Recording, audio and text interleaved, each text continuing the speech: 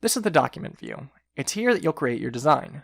Up at the top of the screen, you have a File menu, where you can access things like saving, document properties, and so much more. As a somewhat relevant note, if you ever need to edit the number of pages in your document after creating it, you can do so in Layout, and then Pages, and then you can select the corresponding option.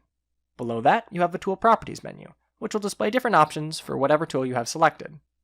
On the left-hand side of the screen, you've got the toolbar or tool panel, which contains the tools you'll use to actually create your document. I'll quickly go over the ones that we'll be using in our design.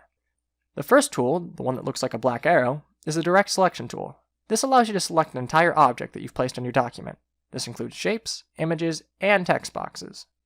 The sixth tool, the one that looks like a capital T, is the Text tool. This allows you to add text to an already created shape or in an independent text box.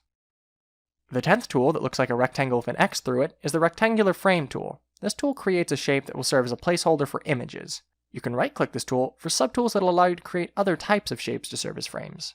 Directly below that, you have the Rectangle tool, which works exactly the same as the Rectangular Frame tool, but is used to create placeholders for text and blocks of color. The last two tools are the Move tool and the Zoom tool, which do exactly what you think they would.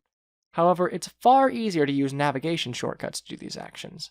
When hovered over your document, scrolling up and down on the mouse will pan up and down your document. If you hold Control key while scrolling, it'll pan left and right. And if you hold the Alt key while scrolling, you'll zoom in and out of your document.